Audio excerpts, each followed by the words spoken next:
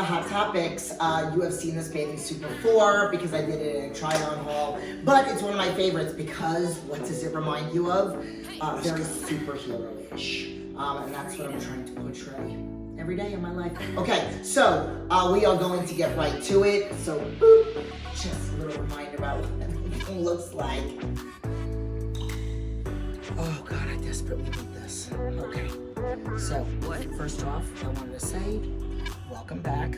I have one main topic, but something else that I decided I'm going to add to it based on something that I posted yesterday, which will be days from now, on Instagram and Facebook. So, today's topic is going to be like food addiction, okay? And what I feel like, which I've touched up on this, is the best way to, while you're trying to work out, figuring out what the answers are, I've talked about this before, the element of distraction, okay? I truly believe that distraction is like the best remedy, okay? We have to do other things when emotions are high, okay? We've been taught as children, when commercials used to be a thing, that like food is glorified, right? And then I come from, a family, and in lots of different cultures, it's the same thing. Like, you're not feeling good today, let me make you something to eat, okay? Or commercials that glorify, very unhealthy food with healthy looking people in the commercials, which is not the case. And here's the thing, it's not the case if you do it every single day, but if you have an unhealthy food on an occasional day or as a refeed, which I've talked about in videos before, that is not horrible, okay? But we're talking about constantly, we're talking about more than once a week turning to food. And if you have an aggressive weight loss goal, or even any weight loss goal for that matter, I don't think it should be an every week thing, okay? And when you do it, it should not be an all-day thing, it should be a meal thing. But the point of this video is to talk about the element of distraction, okay? So, for me, and I might have even talked about this, but 20 years ago, after I got out of the hospital, you're talking about somebody that literally, the second I would put something into my mouth, and I would literally be obsessed with, like, is my stomach flat, or what do I look like? And then if I felt a little off, which I was feeling off all day because I didn't know what I wanted to do with my life and a lot of other things emotionally, and then I would go and try places to get a lot of food so that I can binge and then purge, right? And that's, bulimia is like a control thing when you really have no control of anything. You think you do, but you don't, okay? So, when I talk about the element of distraction, what happened to me after I fully had a nervous breakdown, losing control of everything, and I gave in and I reached out and I asked for help, and I got out of the hospital, and what I had to do is distract myself from the food. Okay, so you're not distracting yourself from the problem, because I teach people all the time about how you have to figure out why. Why was I turning to food? Why was I turning to food to binge? Why was I turning to food to binge and then throw it up? Like, why?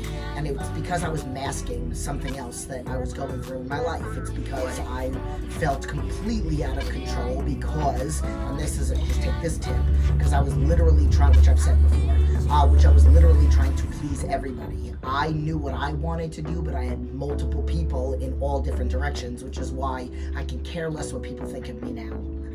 That's kind of a lie. I of course want people to not think badly of me, but if they think badly of me for something like they don't like the way my body looks, that I don't care about.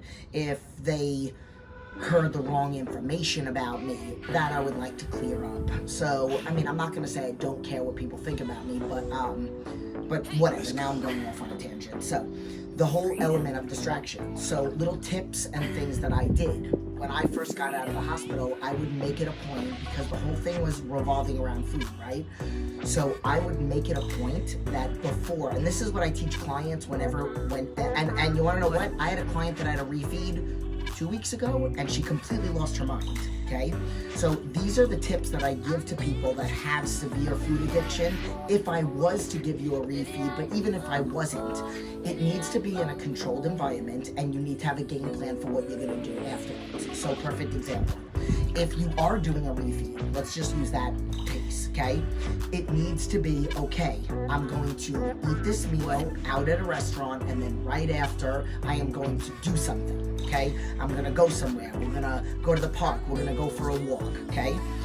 If it's a meal that you're having at your house, you're going to, before you even start the meal, what is going to be the game plan for what you're going to do after. So I had a client, I have two clients actually, a mother and daughter that live together, and they were both clients of mine. This is literally all the way back in New York Sports Club.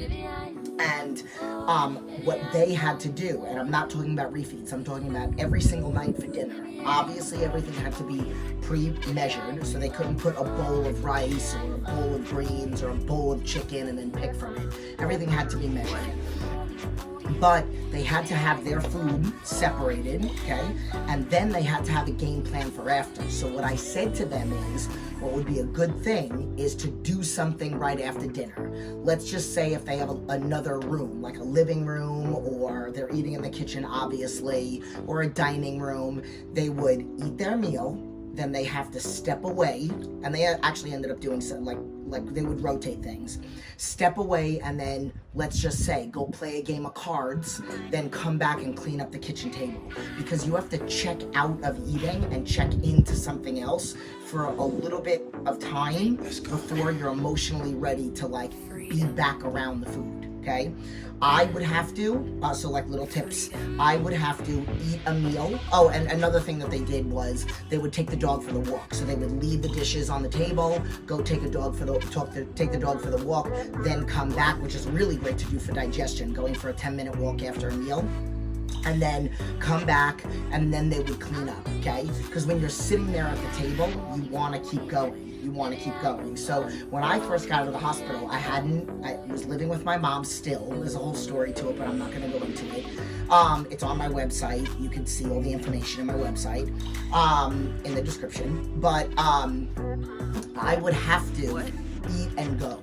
So my first meal of the day, I would eat and then leave my house immediately. Like it would be like perfectly strategically planned. Then my next meal would be in between clients. So I can't think about what I just ate, because my brain doesn't, you're not just bulimic and then you have a nervous breakdown and then you're in the hospital for a week, which is exactly the story. Then I did intensive outpatient therapy, but it just doesn't shut off. You gotta do the damn work. So I did a lot of work. I was in bookstores, I was hardly ever home. I did my emotional work throughout the day, not just in the morning and at night. But I had my distraction method. Okay, so I couldn't think about what I just ate. I couldn't think about if I want to eat more, because I really wasn't hungry. It's just, that's not really what it is.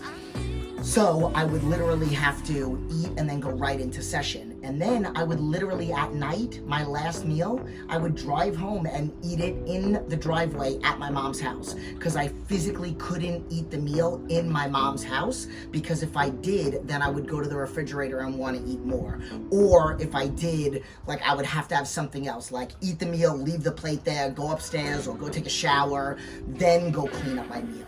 But the element of distraction and having a plan before you even start eating, while you're in the middle of, because you're not gonna get the answers overnight, while you're in the middle of really trying to dissect where your food addiction comes from, is gonna be the best coping skill, okay? And then I probably should do a whole video just on this, but yesterday I had somebody reach out to me, and I made it my post today. It was a quick little 1-minute clip that I put on Instagram, and then I, edited together and made it into a post. But this person reached out to me and said, isn't it easier for guys to lose weight? Isn't it easier for guys to put on muscle? Isn't it easier for somebody that doesn't have, 2 jobs? Isn't it easier for people that don't have kids? So my response to this person, and I said, I don't sugarcoat things. I don't care if you're a family member of mine and you know me, or if you're a random person, follower that has just been following me for 5 minutes, you're a ride or die follower that's been following me for 12 years, I'm gonna be raw with you, okay? So what I said to this person is, it's not easier for men. It's not easier for people that don't have medical conditions. It's not easier for me because I've been doing it for a while. It's not easier for somebody that has good genetics. It's easy for you if you put in the work, the commitment, you're disciplined, and you're consistent. And then the emotional work is the biggest thing.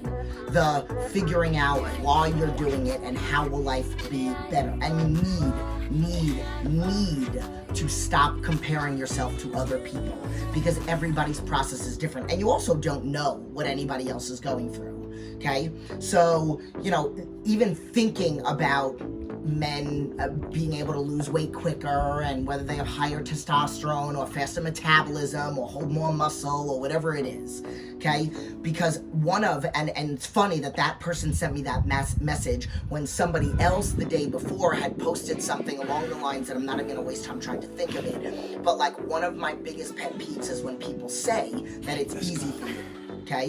When do you have any idea how hard it is to do everything that I do? And I'm not gonna sit here and name all my ailments, everything that I've been through. Nothing is easy.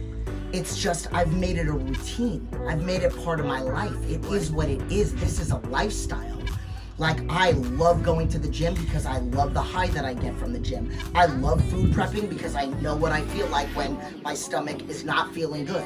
So for me, I don't give a crap. I could be literally standing next to, I was gonna say on a table, of all Italian foods that I grew up with that I used to love. And I'm not gonna say I love them now, because I don't. Because when I see them, I see pain. So like, I am so happy with the way that I am looking and feeling, and I say that in the most non-cocky, very humble way. But like, I can make a list, which I've actually done. I can make a list. I can put a picture of me and then make a list of all the ish that I go through. All the stuff that I've gone through my entire life, specifically from a teenager on, and then from 23 years ago and on. And it's not easy for me. I just have really honed in on my mental strength, and I've really focused on my whole why and how will life be different if I maintain this. And then my goals were different when I was on my way to this. And I'm not satisfied. Like, somebody has asked me before, and that's not the point of this video, but somebody has asked me before if, are you ever gonna get to a place where it's like you're totally good with where you're at? No, I always want to improve. Like, I'm happy with the way that I look and feel right now, but I want to improve on things. So I'll never be satisfied, but I don't focus on what I'm missing. I focus on how far I've come, and I just work on the little things. I'm 95% happy, and that's what you want to get to. You never want to get to 100% happy, because then you get complacent and you get lazy. I made a video like 10 years ago, never be satisfied, because that's the day you stop pushing. And it's legitimately true. And unfortunately, as soon as you're satisfied, you tend to go back to old ways, and then you're unsatisfied again. So I encourage you to, number one, stop comparing yourself to others, especially social media these days. Like my son, Koa, he has a social media, but my ex-husband runs it. And why? And he's probably not gonna maybe ever have one, and if he does, it'll be when he's like old enough to, and he knows better now. Like, yeah, and we only have it for his fighting, because he fights. He's an amateur Muay Thai fighter, okay? And my other son is 7, so he's not having a social media anytime soon, unless he becomes this, like, which he will, becomes this, like, genius, or he does something like he's got, like, there's a purpose to his social media. Like, a child, to me, has to have a purpose. Like, Koa has a purpose to his social media, because it's for fighting. Maybe eventually he'll get sponsors, maybe posting his fights and all that other stuff, okay? So, whatever. So, we don't allow him to have access to it. Like, he's 13 years old, he's gonna be 14. There are some kids that have a social media then, have it at 16. No, my son's drive, and I can't even believe the conversations that I've had with him about what he wants to do with his career, about what he's excited about, how he learned about how to go on an interview. He was asking me questions about how to go on an interview. He has a job right now. He teaches the kids class at a Muay Thai gym. I don't know why I'm talking about this right now, but I do know why. Social media. So the reason he doesn't have it is because social media, I put so much out there in my stories for a purpose. Like, there are things you guys do not see and you will never see because that's part of my personal life. But I put a lot out there because I want you to see the reality of, I'm a first health coach. I mean, I will say I'm a mom and a health coach even, okay? And then I'm not gonna ever call myself an influencer. Then I'm a bodybuilder. And then I am a sponsored athlete. And then I'm all these little things. So I like to put a little bit of everything in there. But I keep it real. Like, I don't just have a page of model pictures that could be, editing. I have done modeling, and not modeling, but I have done photo shoots, and there maybe a crow's feet is edited out. No, I don't have my body changed. I don't edit out a bigger butt and a smaller waist. No, those things aren't done, okay? Maybe a glossy finish over it, whatever. But here's the thing, most people, and again, kids and even clients and even this person, it's like you sit here and you compare yourself to other people when you can't do that because most of the people aren't even real. That's number one. And number two, again, you don't know what they're going through. So I have a client that has all the time in the world. She's a mom. Not all the time in the world, poor choice of words, very poor choice of words. So she's a mom, but her kid is older, so she's not taking care of a young child. So she's got time during the day. She's wealthy. Her husband, she doesn't have to work. She actually does have a little side jobs that she does, but she's got the time. So when somebody fills out a questionnaire with me, they fill out how much time do they have to work out, and she's like, I have as much time as I need.